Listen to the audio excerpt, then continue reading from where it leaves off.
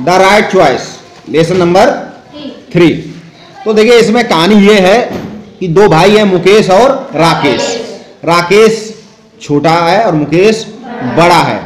राकेश की परीक्षा हो चुकी है क्योंकि उसका होम एग्जाम था, कक्षा 9 में था, और जो मुकेश था उसकी परीक्षा होने को थी क्योंकि उसकी बोर्ड की परीक्षा थी।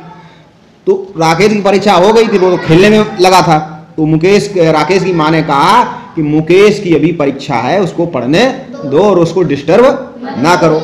और राकेश से ये कहा कि उसकी जो है टेबल लैंप, क्योंकि बोर्ड की परीक्षा चल रही है, उसकी तैयारी वो कर रहा है, रात दिन पढ़ रहा है। तो राकेश की माँ ने राकेश से कहा कि उसकी टेबल लैंप खराब है और जाओ मिस्त्री अंकल को बुला लाओ।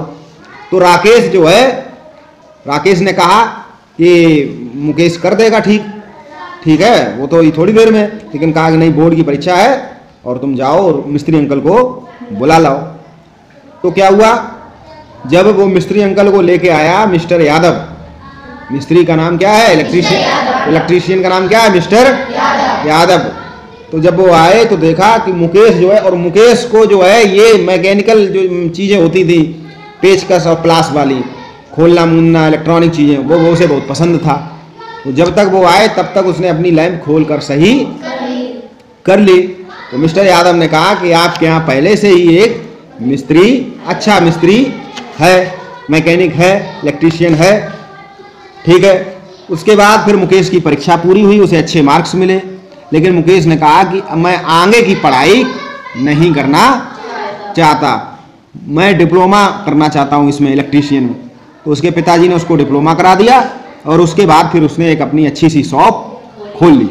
तो जो उसकी हॉबी थी, हॉबी यानी कि शौक, जैसे बहुत से लोग होते हैं जिनकी हॉबी ड्राइंग होती है, चित्रकारी करना, किसी की हॉबी खिलौने बनाने की है, किसी की हॉबी इलेक्ट्रिक वर्क करने की है, ये सब शौक होते हैं पहले। बाद में वही शौक लोगों के रोजगार का, आय का जरिया बन जाते हैं। तो देखिए इस पाठ से हमें 2 शिक्षाएं मिलती हैं। एक शिक्षा तो हमको यही मिलती है कि हम कोई भी काम, जरूरी नहीं, हमारी शिक्षा कैसी होनी चाहिए, रोजगार परक। हमें कुछ ऐसा सीखना चाहिए कि हम जो है उससे कुछ रोजगार, भविष्य में यदि हमको जॉब या नौकरी नहीं मिलती है तो हमारे पास एक ऐसा शौक या ऐसा काम होनी चाहिए, विधा होनी चाहिए, जिससे कि हम अपने पैरों पर खड़े हो सकें। तो मुकेश ने अपनी एक दुकान खोल ली और अच्छी सी उसकी दुकान चलने लगी, उद्घाटन हुआ, उसमें सभी लोग आए, ठीक है। तो ये था पाठ। अब इसकी मीनिंग देख लेते हैं हम लोग, वर्ड मीनिंग। एक्सटर्नली मीन्स कठोरता पूर्वक, ओवर हियरिंग यानी कि संयोग से बात सुनकर, बात कन्वर्सेशन चल रहा था राकेश और उसकी माँ के बीच में, और मुकेश ने कन्वर्सेशन सुन लिया, ठीक है, ओवर हियरिंग। फर्मली मीन्स मजबूती से। कंसंट्रेट ध्यान केंद्रित करना, जब हम किसी चीज पे कोई भी काम करते हैं ध्यान केंद्रित करते, उसको बोलते हैं कंसंट्रेट। इनॉग्रेशन